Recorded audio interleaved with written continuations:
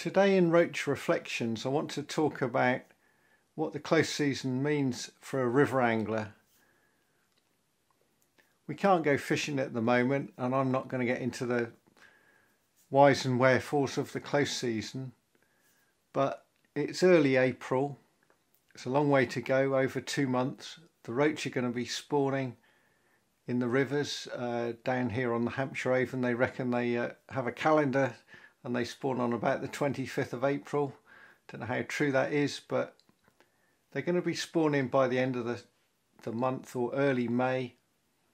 And it's a time to think about what happened last season, what plans to have for next season on the rivers, maybe to have a look at some different stretches if you can, and plan ahead a bit.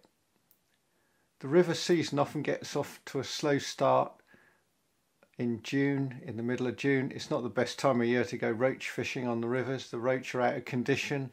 They're all over the place, not necessarily in the sort of swims where you left them in March. And it takes a while for them to get feeding properly again. It's my belief that roach feed a great deal on vegetable matter after spawning. So they try and pack on weight. There's a lot of silkweed and other aquatic weed that they can feed on. And it's only later that, as the weed becomes more sort of dead in August, that they start to feed on animal matter, little snails and bloodworm and so on and so forth. Back many years ago, of course, we had a full close season up until about 1990, and before that in the 80s, living in Dorset, we could travel down to Devon to fish in the spring. Fairly long journey, hour-and-a-half drive each way, for not that fantastic fishing. This was before commercials were around, but there were little carp puddles springing up not far from Sidmouth and places like that. So there's long been this break of 3 months, and for many years all I did was mope around and stare at the river and trying to find the roach. And there were 1 or 2 places near Wareham where at certain times you could find a lot of roach and dace. Between the bridges at Holme Bridge on the Froome, which is about 2 miles from Wareham, in April there were often great big shoals of roach and dace there, just hanging in the current between the 2 bridges, unconcerned about just about everything. It wasn't a place we could fish even when the season opened again, because that water then was available from October onwards.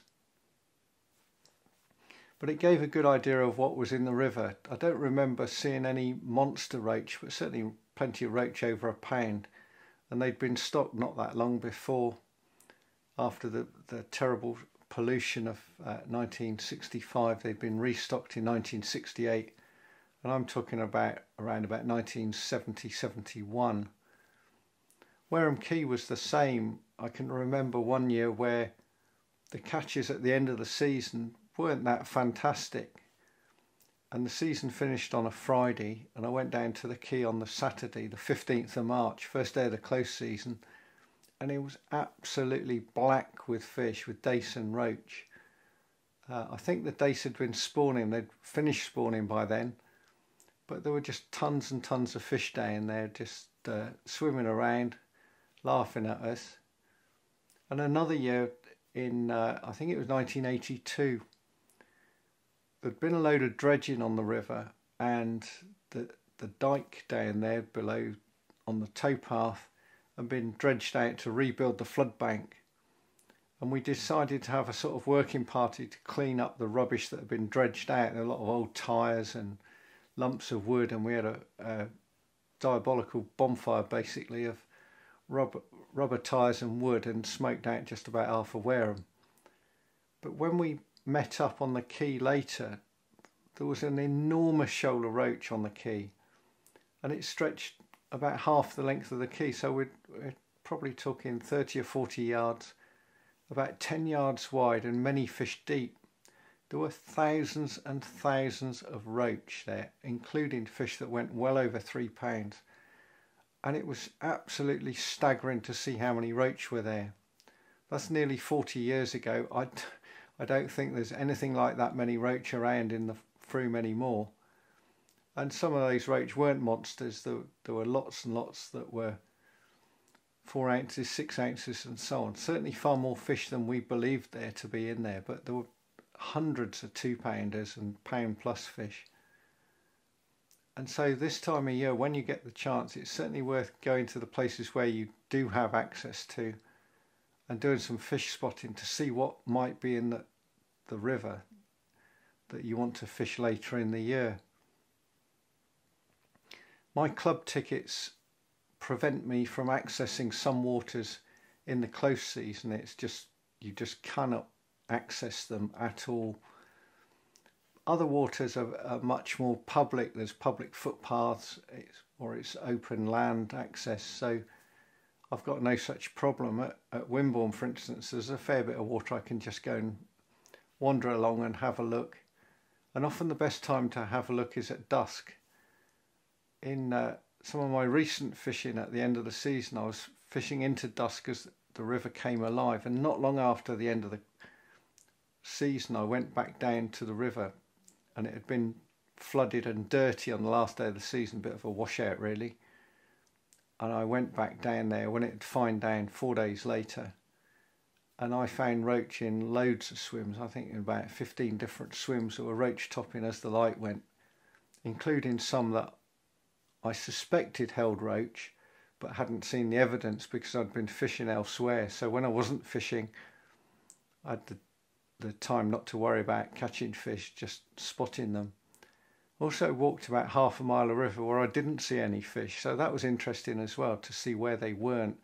So that's some information to put back for next winter maybe, or the winter after, where they actually hang out in the winter.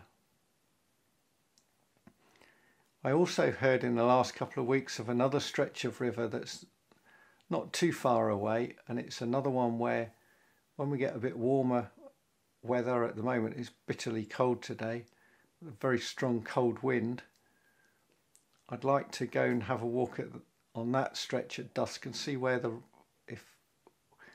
roach might be, or if they're topping, or where there's signs of fish, and just get a lay of the land. It's a stretch I fished years ago, caught good catches of dace and 1 or 2 good roach, and I know there were good roach coming out of there many years ago, and it would be interesting just to have an explore. Some of the water is quite easily accessible, and there's another bit that's not very accessible at all, and I want to see if it is possible to get down on that stretch of river for maybe a session in the summer even, I don't know.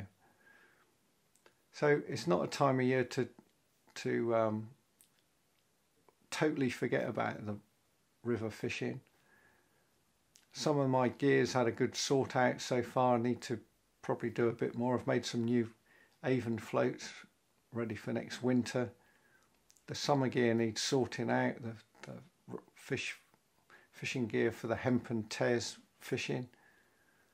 But it won't be long before we can get fishing again, and in the meantime I've got some huge gardening projects that are seemingly taking precedence over anything else. But it won't be too long before I can get fishing and do some waggler fishing. And I want to make a series about basic waggler fishing on still waters. Just need to, now we've got a bit more freedom to go to different waters, find a suitable quiet water with some fish in it, where you can sort out some good waggler fishing. So that's it for this one. Goodbye for now, and see you again soon.